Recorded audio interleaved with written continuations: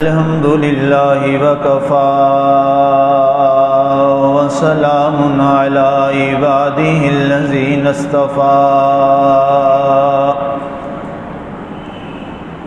خصوصا علی سید ولد آدم محمد المصطفى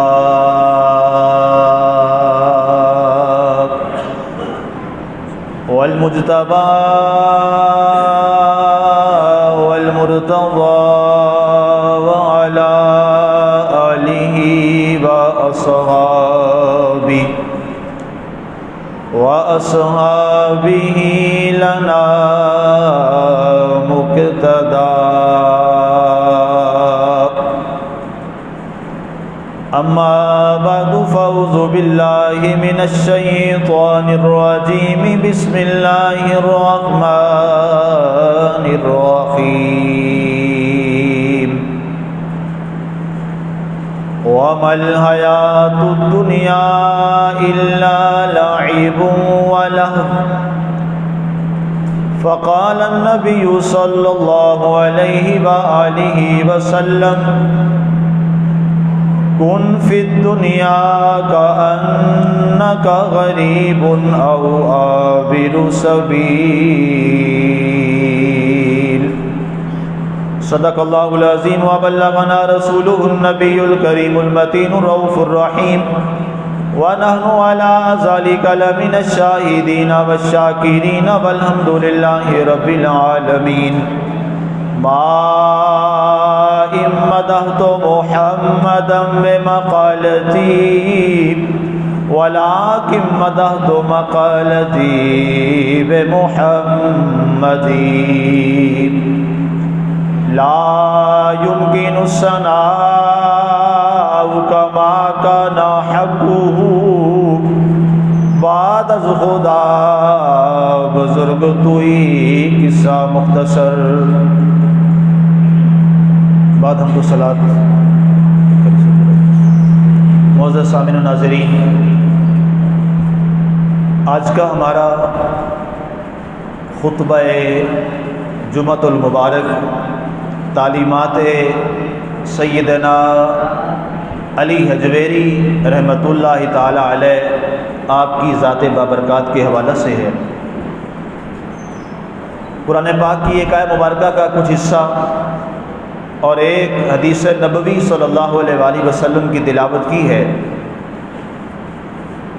آئیے سب سے قبل اس کے ترجمہ کی جانب بڑھتے ہیں۔ رب ذوالجلال نے ارشاد فرمایا مل حیات الدنیا الا لعب ولہو، کہ دنیا کی زندگی محض ایک کھیل کود اور کھیل تماشا ہے۔ رسول اللہ صلی اللہ علیہ وسلم کی حدیث پاک میں سرکار نے فرمایا کن فی الدنیا کأنک غریب او عابر سبیل، کہ اے لوگو دنیا میں ایسے رہو جیسے ایک مسافر اور راہگیر رہتا ہے۔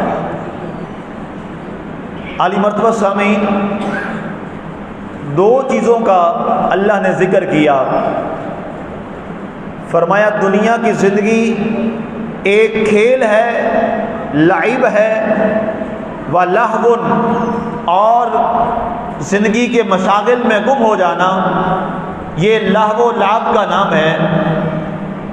اب سوال یہ ہے کہ یہ زندگی لہو و لعب میں گزر جائے تو یہی زندگی انسان کے لیے تباہی اور بربادی کا ذریعہ بن جاتی ہے، اور اگر یہی زندگی اطاعت الہی اور اطاعت رسول میں گزر جائے تو اس زندگی کا ایک ایک سانس انسان کو اللہ کے قرب میں بٹھا دیتا ہے۔ اب فرق یہی سمجھنا ہے آج کے خطبہ میں جو تعلیمات حضور داتا علی حجویری رحمۃ اللہ علیہ تعالی آپ کی ہے، کہ آخر دنیا میں بڑے انسان آئے۔ 400 ہجری میں حضرت داتا صاحب کا یوم ولادت بیان کیا جاتا ہے۔ 400 ہجری، اس کو گزرے ہوئے کتنے ہزار سال سے اوپر سال ہو گئے۔ 1443 ہجری یہ چل رہی ہے، اور حضرت داتا صاحب کا یوم ولادت جو ہے وہ 400 ہجری میں ہے۔ تو آپ اندازہ کر لیجئے کہ 1000 اوپر کوئی 38-39 سال اوپر ہو چکے ہیں حضرت داتا علی حجویری کو دنیا سے گئے ہوئے۔ 1000 سال کے بعد کئی تہذیبیں آ گئیں، کئی ریاستیں بدل گئیں، 1000 سال کے بعد کئی نظام بدل گئے، 1000 سال کے بعد کئی روایات اور کئی قومیں آئیں اور کئی اور خاندان اور نسلیں آئیں، سارے دنیا سے رخصت ہو گئے۔ کئی لوگ آئے جن کا نہ پتہ ہے نہ ان کا نام و نشان ہے، ان کے نام ختم، ان کے کام ختم، ان کی پہچان ختم، لیکن آخر وجہ کیا ہے؟ 1000 سال پرانا ایک شخص ہے جس کا نام آج بھی زندہ ہے، اس کا نام بھی زندہ ہے، اس کا کام بھی زندہ ہے، اس کی قبر بھی زندہ ہے، علی حجویری رحمت اللہ تعالی علیہ۔ اب یہ ایک بڑا اہم سوال ہے، لوگ اپنوں کی قبریں بھول جاتے ہیں 100 سال بعد۔ یہاں اگر میں پوچھوں کہ جناب کس کس کو اپنے پردادے کی قبر کا پتہ ہے، تو شاید کوئی ایک بھی یہاں ایسا نہ ہو جس کو اپنے پردادے کی قبر کا پتہ ہو۔ اوسطاً وہ کتنے سال بنیں گے؟ کوئی 150 سال بن جائے گا، 200 سال بن جائیں گے، لیکن اپنے پردادے لکڑ دادے کی قبر کے نشانات بھی کسی کو یاد نہیں ہیں، اور نہ کبھی کوئی اس کی قبر پہ گیا ہے۔ کوئی باپ کی قبر پہ چلا جائے تو بڑی بات ہے اس زمانے میں، اور کوئی دادے کی قبر پہ چلا جائے تو بڑی بات ہے، وگرنہ ہماری نئی نسل کو تو اپنے دادے پردادے کے نام ہی نہیں آتے۔ جو آج کل ہماری نئی جنریشن ہے، آپ ہماری جو ہمارے زمانے یا ہمارے رت کے لوگ بیٹھے ہیں، ہمیں یاد ہوگا، آنے والوں کو تو یہ بھی پتہ نہیں ہوگا کہ جناب دادا پردادا بھی کوئی تھا ہمارا، اس کو بھول جائیں گے اور اپنی پہچان تک چلے جائیں گے۔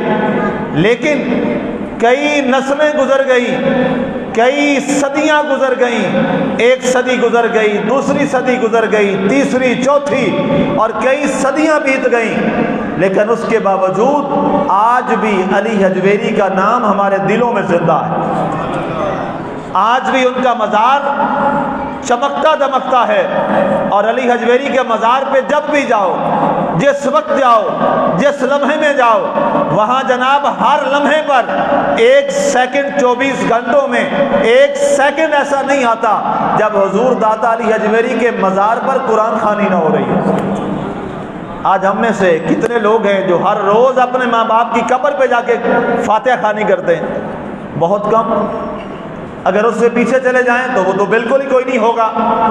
اب دیکھنا یہ ہے کہ اے علی حجویری، اے پیارے حضور داتا صاحب رحمت اللہ تعالی علیہ، آپ نے کیا عمل کیا، آپ نے کیا زندگی کے اندر ایک لائے عمل اپنایا، آپ نے زندگی میں کس بات پر عمل کیا کہ آج بھی لوگ دیوانہ وار آپ کی بارگاہ میں آتے ہیں، دیوانہ وار آپ کے مزار پہ حاضری دیتے ہیں، اور ہماری ریاست پاکستان کا جو بڑا بادشاہ ہوتا ہے وہ جب تک بادشاہی سنبھالنے کے بعد علی حجویری کی مزار پہ حاضری نہ دے اس کی بادشاہی کی کرسی پکی نہیں ہوتی۔ تو پتہ چلا بادشاہی ان کی تو نہ ہوئی، بادشاہی تو اس کی ہوئی جو دنیا سے جانے کے بعد بھی اور 1000 سال گزرنے کے بعد بھی وہ آج بھی دنیا دار ہے۔ جو جتنے بھی دنیا دار بادشاہ آتے ہیں وہ اگر علی حجویری کی قبر پر آ کر، ان کی مزار پہ آ کے اگر ہاتھ لگا کے آ کر اپنی آنکھوں پہ لگائیں تو کہتے ہیں ہمارے لیے شرف ہے کہ ہم نے علی حجویری کی مزار کو بوسہ دیا۔ غسل سیدنا علی حجویری مزار کا غسل ہوتا ہے، غسل دیا جاتا ہے، اور جناب بڑے سے بڑے لوگ پہلے آ کے درخواستیں جمع کرواتے ہیں، آ کے خواہش کرتے ہیں، بڑے بڑے امراء، بڑے بڑے کبراء، بڑے بڑے بادشاہ اور بڑے بڑے وزیر اور مشیر کہتے ہیں کاش کوئی ہمیں موقع مل جائے کہ علی حجویری کا جو تعویذ مبارک ہے اس کو ہم غسل دینے میں شامل ہو جائیں۔ اور آپ غور کریں لاہور کا جغرافیہ، 1000 سال پہلے لاہور کتنا ہوتا ہوگا آپ سوچئے۔ بلکہ آپ میں سے یہاں کئی لوگ بیٹھے ہوں گے جو یہ جب یہاں پہ رہتے ہوں گے تو وہ کہہ کے جاتے ہوں گے میں شہر چلے ہیں، پنڈ دیہات یہ گاؤں ایسے بزرگ کئی نمازی تو میرے ہیں، کئی دنیا سے چلے گئے، کئی موجود ہیں ابھی بھی ہیں، وہ کہتے جب ہم یہاں رہا کرتے ہوتے تھے یہ 7 آبادی میں تو ہم کہتے تھے ہم شہر جا رہے ہیں، ہم شہر جا رہے ہیں، اور اندرون شہر ہی شہر ہوتا تھا، یہ سارے دیہات ہوتے تھے۔ یہ تو چند 40-50 سال پہلے کی باتیں ہیں، تو 1000 سال اگر پہلے چلے جائیں تو لاہور کی کتنی آبادی ہوگی؟ کوئی 40-50 گھر، اس کے علاوہ تو زیادہ کچھ نہیں ہوتا ہوگا، کوئی اور چیز نہیں ہوتی ہوگی۔ علی حجویری رحمۃ اللہ علیہ تعالیٰ آپ 1000 سال سے بھی پہلے جب لاہور میں تشریف لے آئے تو آپ سے پوچھا گیا کہ آپ یہاں کیوں آئے؟ آپ تو وہاں پر غزنی کے رہنے والے تھے، آپ تو وہاں پہ اجمیر کے رہنے والے تھے، آپ یہاں لاہور کیوں آئے؟ آپ نے فرمایا مجھے میرے شیخ حضرت ابو الفضل خطری رحمۃ اللہ علیہ تعالیٰ نے حکم فرمایا کہ وہاں پر حسن زنجانی صاحب جو ایک اللہ کے ولی یہاں خدمت کر رہے تھے، وہ یہاں سے اب جا رہے ہیں، اے علی حجویری تم فلاں دن وہاں تک لاہور پہنچ جاؤ۔ تو جب آپ وہاں پہ آئے تو دیکھا کہ جنازہ جا رہا ہے۔ آپ نے پوچھا یہ کون ہے؟ کہا حسن زنجانی کا جنازہ ہے۔ آپ نے کہا واہ میرے مرشد کامل، تیری کیا نگاہ بصارت ہے اور بصیرت ہے کہ آپ نے پہلے دیکھ لیا تھا کہ فلاں دن حسن زنجانی دنیا سے چلے جائیں گے، وہاں کی جگہ سیٹ خالی نہ ہو، علی حجویری کو وہاں بھیج دیا۔ اب یہاں سے میں ایک بات سمجھانے لگا ہوں۔ آج کل لوگ ایک بڑا اعتراض کرتے ہیں، بہت اعتراض کرتے ہیں، اور جی یہ پیری فقیری، یہ مریدی پیری مریدی تو کل کی بات ہے، یہ جناب پیر بنانا مرید بننا یہ تو کل کی بات ہے۔ تو علی حجویری جب یہاں پہ آئے تھے تو علی حجویری کیا فرما رہے ہیں؟ مجھے میرے شیخ نے فرمایا، مجھے میرے شیخ نے فرمایا۔ تو ان لوگوں سے ہم گزارش کریں گے تمہارا مطالعہ کمزور ہے، 1000 سال پہلے بھی پیری مریدی کا نظام چلتا تھا، 1000 سال پہلے۔ اور دوسری بات، حضرت علی حجویری رحمۃ اللہ علیہ تعالیٰ وہ عظیم شخصیت ہیں جن جیسی قرآن کی خدمت کسی اور نے یہاں پہ نہیں کی، اور حضرت علی حجویری جیسی حدیث کی خدمت کسی اور نے یہاں پہ نہیں کی۔ تو جتنا بھی اور دوسرے کیا سید زادے ہیں، آل رسول ہیں، آل نبی اولاد علی ہیں، اور آپ 8ویں رشتے کے ساتھ امام حضرت علی سے ملتے ہیں، 7ویں رشتے میں آپ حضرت امام حسن سے ملتے ہیں، آپ ہاشمی سید ہیں۔ تو ہاشمی سید ہونے کے باوجود، عالم ہونے کے باوجود، قرآن و حدیث کے شیخ القرآن اور شیخ الحدیث ہونے کے باوجود انہیں بھی کسی شیخ اور پیر کی ضرورت تھی۔ سمجھے میری بات؟ بڑی بڑی دقیق بات میں نے کہی ہے کہ سید آل نبی اولاد علی اور حضرت امام حسن سے 7ویں واسطے سے، اور سرکار حضرت علی سے 8ویں واسطے سے، اور حضور سے واسطہ ان کا بن جائے گا 9ویں واسطے سے، جا کر سرکار کے نسل پاک سے مل رہے ہیں۔ 7ویں پشت امام حسن پاک، 8ویں پشت علی مرتضیٰ، 9ویں پشت جناب ابو طالب سے، تو حضور کے وہ چچا ہوئے۔ 9ویں پشت میں جا کر حضور کے ساتھ، حضور کے والد گرامی اور آپ کے دادا کے ساتھ جا کر آپ کا تعلق جڑتا ہے، اور عالم بھی ہیں، اور شیخ الحدیث بھی ہیں، شیخ القرآن بھی ہیں۔ کشف المحجوب پوری دنیا میں آج ہر زبان میں اس کی ٹرانسلیشن ہو چکی ہے۔ آپ نے یہ فارسی زبان میں لکھی تھی، اب اردو میں بھی آ گئی ہے، آپ پڑھ سکتے ہیں، کتنی باکمال کتاب ہے۔ اور کئی اور کتابیں آپ نے لکھی جو آج وہاں پر مشاہدہ ہے، دنیا کی نظروں پہ نہیں ہے، لیکن یہ ساری چیزیں ہونے کے باوجود حضرت علی حجویری کو پیر کی ضرورت تھی۔ نعرہ تکبیر، نعرہ رسالت، نعرہ تحقیق، نعرہ حیدری، نظام حضور دادا گنج بخش جاری رہے گا، جاری رہے گا۔ عالی مرتبہ یہ بات سننے والی ہے۔ اب اس بات کی طرف آئیے جو ایک مشہور قول ہے، من لیس لہ شیخ فشیخہ الشیطان، یہ بڑا مشہور مقولہ ہے صوفیاء کے ہاں کہ جس کا کوئی پیر نہیں ہوتا اس کا پیر شیطان ہوتا ہے۔ اب لوگ کہتے ہیں جناب یہ پیری مریدی تو کل کی بات ہے۔ او بھائی کل کی بات کہاں سے آ گئی؟ 1000 سال تو اس سے اوپر 3 صدیاں اور بنا لے، اور تقریباً چوتھی کے بھی تقریباً کوئی 60 سال بن جاتے ہیں اور 57 سال بن جاتے ہیں۔ اس وقت حضرت علی حجویری رحمۃ اللہ علیہ تعالیٰ کے پیر تھے حضرت ابو الفضل خطری رحمۃ اللہ علیہ تعالیٰ۔ اور اس سے یہ بات واضح ہو گئی کہ انسان جتنے بھی مقام پہ پہنچ جائے اسے کسی نہ کسی کامل کے ہاتھ کی ضرورت ہوا کرتی ہے۔ اور جب تک کوئی کامل کا ہاتھ نہ ہو انسان گمراہ ہو جاتا ہے، انسان بھٹک جاتا ہے۔ اور اللہ تعالیٰ نے جو قرآن کی، اس پہ بعض لوگ یہ بھی کہہ سکتے ہیں کہ جناب آپ نے یہ بات علی حجویری کے حوالے سے کی ہے، آپ ہمیں کوئی قرآن کی آیت بتا دیں۔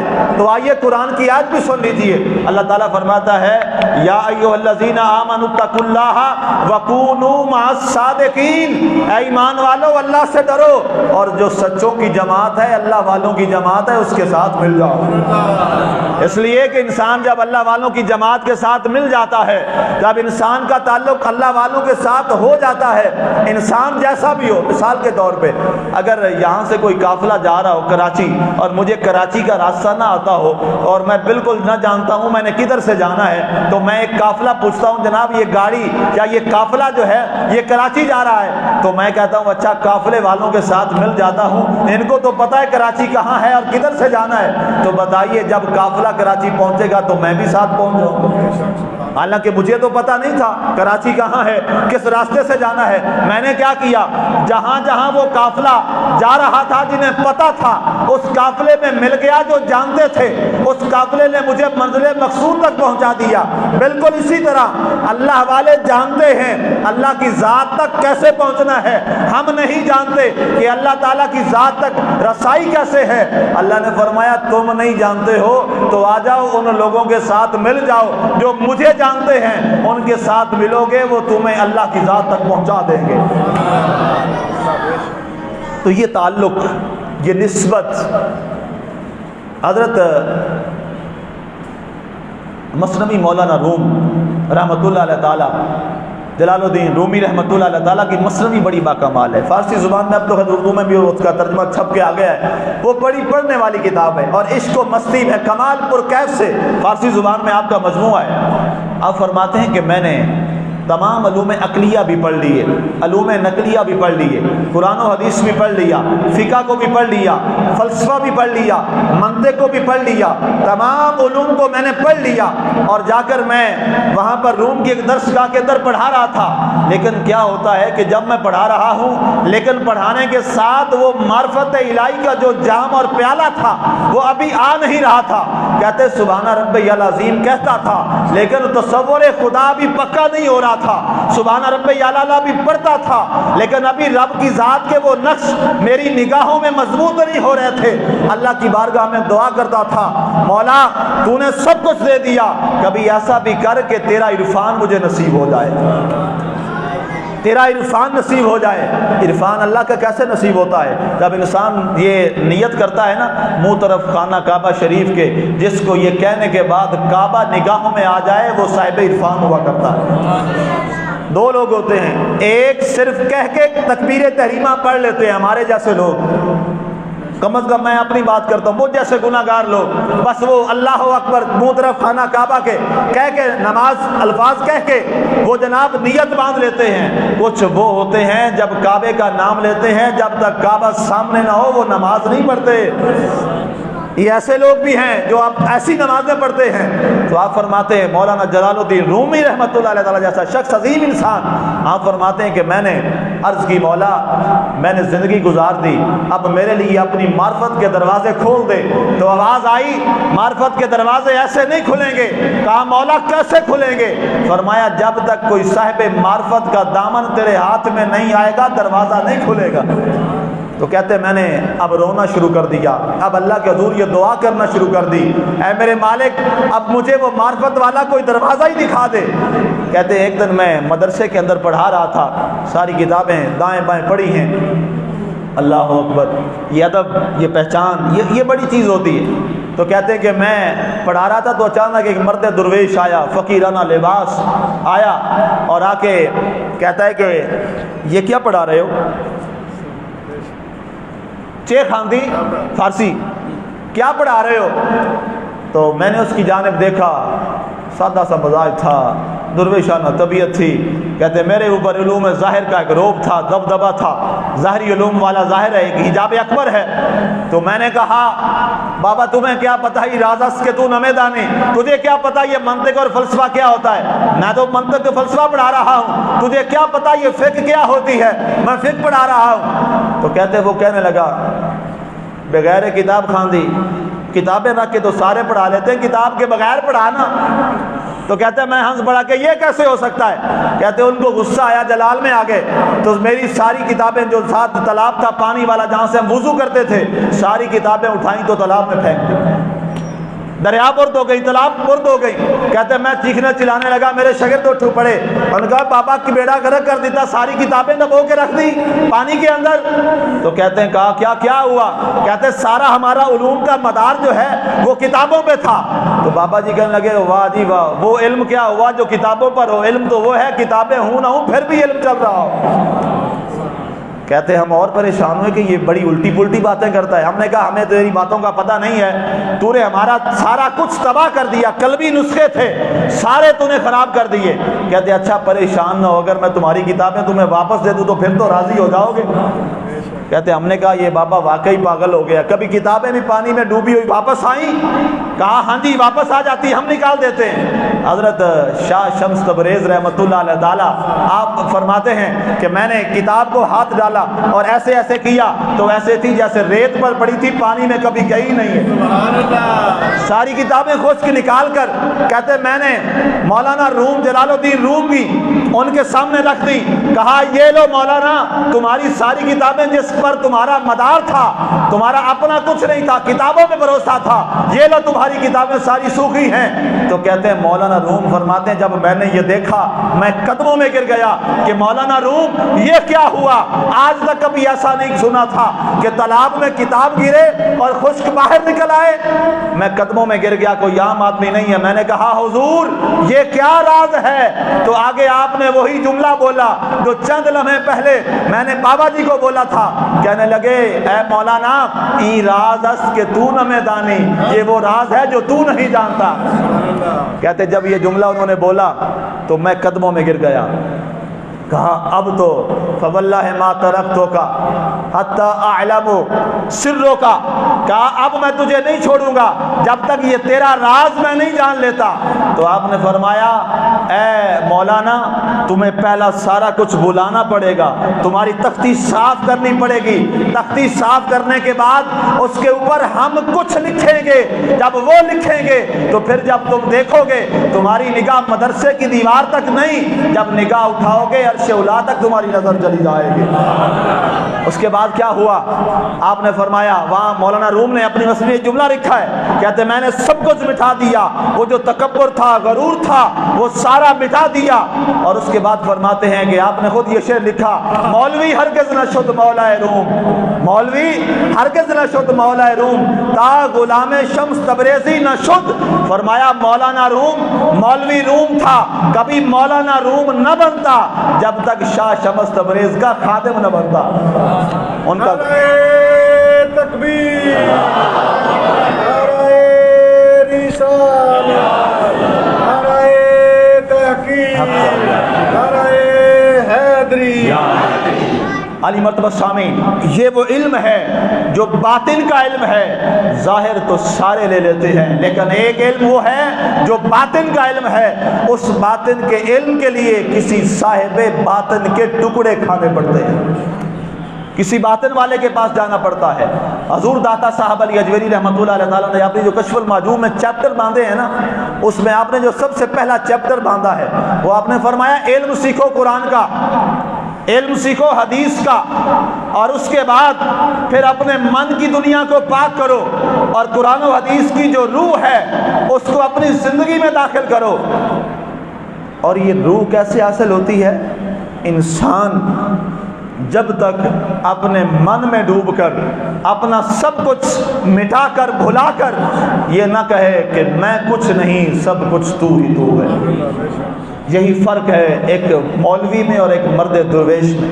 اور اگر داتا صاحب فرماتے ہیں اگر ظاہری علوم والا شخص، اس کے لیے اللہ یہ راستہ آسان کر دیتا ہے۔ بڑا نکتہ آپ نے لکھا، آپ نے فرمایا جس کے پاس یہ ظاہری علوم آتے ہیں اللہ اس کے لیے یہ راستے بڑے آسان کر دیتا ہے، وہ بڑے آسانی کے ساتھ یہ دریا عبور کر سکتا ہے۔ فرمایا اس کو صرف ایک کام کرنا پڑے گا، اس ظاہری علوم کے پورے بھنور کو اپنے باطن والے بھنور میں ڈالنا پڑے گا۔ جب باطن والے بھنور میں ڈال دے گا اللہ اس کے 14 طبق روشن فرما دے گا۔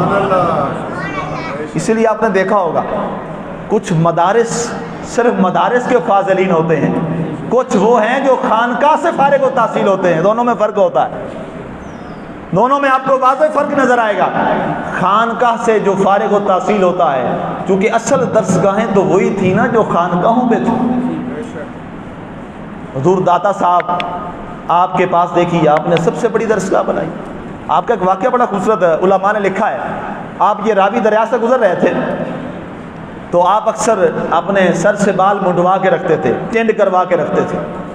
تو آپ کشتی میں سوار تھے، آپ کے ساتھ لوگ اور بھی آپ کے محبین ساتھ تھے، تو کچھ کشتی میں سوار نوجوان بچے جیسے ہوتے ہیں وہ تھے، تو آپ نے جب وہ اوپر سے آپ نے وہ پگڑی مبارک اتاری، امامہ شریف اتارا، تو وہ سارا آپ کے بال اترے ہوئے گنج تھا، تو وہ بچوں نے مذاق کے طور پہ ہنسنا شروع کیا کہ جناب یہ بابے کا گنج دیکھو کیسے چمک رہا ہے، مذاق کے طور پہ ہنسے۔ تو وہ جو آپ کے ساتھ مصاحب تھے انہیں بڑا برا لگا، انہوں نے کہا حضور ان کے لیے بد دعا کیجئے۔ آپ نے فرمایا اچھا ان کے لیے؟ کہا جی۔ آپ نے ہاتھ اٹھائے، وہ شیخ کہتے ہیں میں بڑا خوش ہوا کہ اب ان کا جو آپ نے کہہ دیا وہ ہو جانا ہے، ہمیں یقین تھا علی حجویری کی زبان سے جو نکلے گا وہ ہو جائے گا، اللہ کر دے گا۔ کہتے ہیں آپ نے ایسے ہاتھ اٹھایا اور آپ نے فرمایا اے اللہ یہ جو مجھ پہ ہنس رہے ہیں ان کو ہمیشہ ہنستا مسکراتا رہے۔ اللہ اکبر، اللہ اکبر۔ یہ ہوتا ہے فرق، یہ فرق ہے۔ اللہ والے کا انداز دیکھیے، دعا دے دی، وہ بڑے شرمندہ ہوئے، جب کشتی سے اترے سارے وہ بچے آئے آپ کے قدموں میں گر گئے، کہا حضور ہمیں معاف کیجئے، ہمیں معاف کیجئے۔ آپ نے فرمایا تمہاری غلطی کی معافی ایک طریقے سے ہوگی۔ کہا کیسے؟ فرمایا میں روزانہ یہاں درس قرآن و حدیث دیتا ہوں، راوی کے کنارے آیا کرو گے؟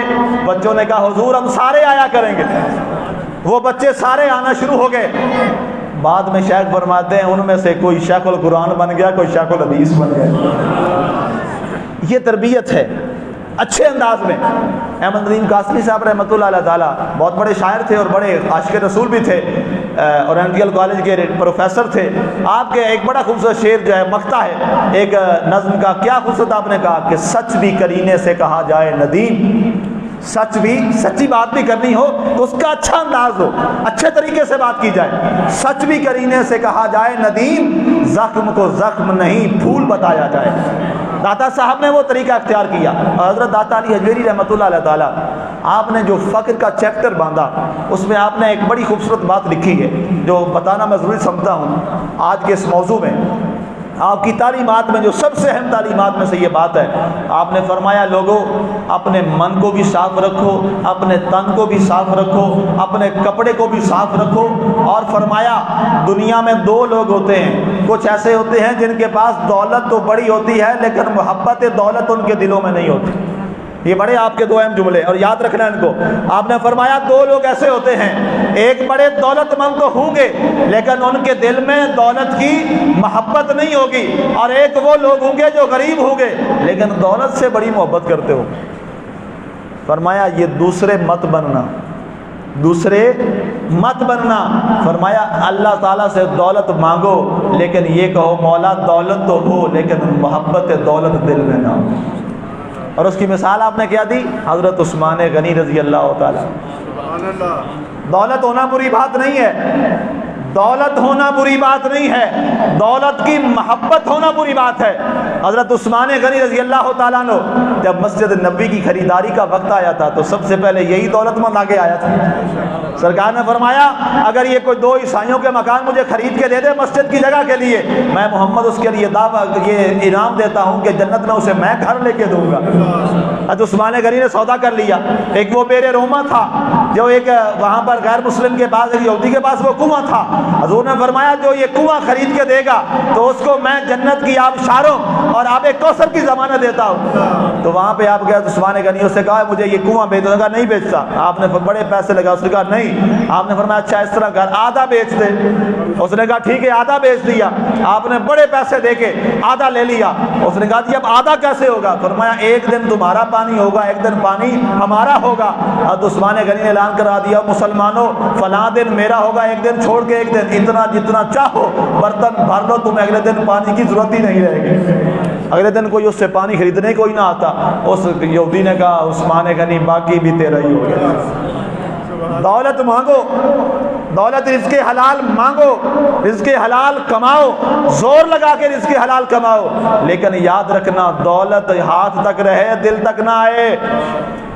علی حجویری کی تعلیمات ہیں، دولت کی محبت دل میں نہ آئے، اور اگر خدا نہ خواستہ یہ دنیا کی محبت دل میں آ گئی تو اللہ کے نبی کی حدیث یاد رکھنا، سرکار نے فرمایا الدنیا جیفا و طالبھا کلاب، فرمایا دنیا مردار ہے اور اس کا طالب کتا ہے۔ دنیا کی محبت کو کبھی دل میں نہ آنے دیجیے گا۔ اور آخر میں حضرت خواجہ خواجگان معین الدین چشتی اجمیری رحمۃ اللہ علیہ تعالیٰ نے داتا صاحب کے حضور جو آپ کے نام سے مشہور ہے، یہ بات اگرچہ اس پہ مجھے اختلاف ہے کہ یہ بات آپ کی نہیں ہے، لیکن چونکہ مشہور ہو گیا اس لیے اسی بنیاد پہ پڑھتے ہیں۔ آپ نے جو جملہ فرمایا گنج بخش فیض عالم مظہر نور خدا، یہ وہ گنج بخش ہے۔ گنج بخش کا معنی کیا ہوتا ہے؟ جس کے پاس ساری کائنات کے خزانے موجود ہیں۔ گنج بخش فیض عالم مظہر نور خدا، ناقصاں را پیر کامل کاملاں را رہنما، الحمدللہ وہ کامل رہنما علی حجویری کی صورت میں رحمت اللہ تعالی علیہ کی صورت میں آج ہماری سرزمین پر پاکستان میں لاہور کی سرزمین پہ موجود ہے۔ آؤ آج یہ عہد وفا کرو کہ اگر 1000 سال گزرنے کے بعد بھی علی حجویری کی قبر زندہ ہے تو اس لیے زندہ ہے کہ اس نے اپنی لو اور محبت اللہ کے ساتھ لگا لی۔ آج بھی جو اپنا تعلق رب کے ساتھ جوڑے گا رب اسے ہمیشہ کے لیے زندہ فرما دے گا۔ کی محمد سے وفا تو نے تو ہم تیرے ہیں کہ جہاں چیز ہے کیا لہو قلم تیرا۔